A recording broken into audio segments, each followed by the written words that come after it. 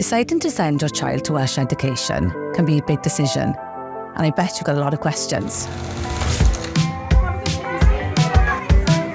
I honestly didn't learn Welsh growing up, and it was something I really wish I'd done. So when it came with the option to come to Ysgol Pontsenni and there was Welsh or English medium, we had to really sit down and think.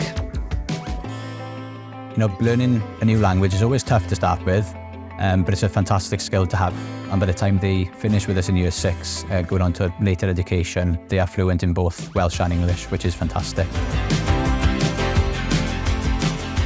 Not being Welsh speaking myself, it's a bit of a worry. Are you going to be able to help your children? Are you going to be able to support them with homework and understand what they're going to be learning?